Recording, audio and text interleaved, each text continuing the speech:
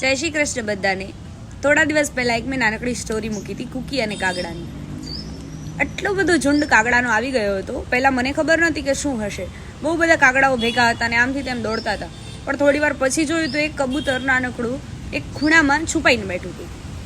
મારું એવું માનવું છે કે કદાચ એ બધા કાગડાઓ કબૂતરને પરેશાન કરી રહ્યા હતા અને એ સમયે કૂકીએ કાગડાઓને બહુ બધા પરેશાન કર્યા અને ભગાડી દીધા. તો કદાચ કૂકીએ જાણતા કે અજાણતા એક કબૂતરની મદદ કરી. હું તમને નેક્સ્ટ વિડીયોમાં એ બતાવું કે કબૂતર કેટલું ડરી ગયેલું હતું. ડરેલું આ કબૂતર. સારું થયું કે કાગડાઓની નજર ત્યાં સુધી ના પહોંચી.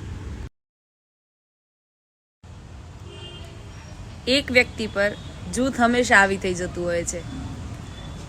નાનકડો સંદેશ મને મળ્યો તો તમારા સુધી પહોંચાડવાનો પ્રયત્ન કર્યો છે. વિડીયો ગમ્યો હોય તો લાઈક કમેન્ટ કરતા જજો. નેક્સ્ટ વ્લોગમાં જલ્દી મળીશું. ત્યાં સુધી જય શ્રી કૃષ્ણ.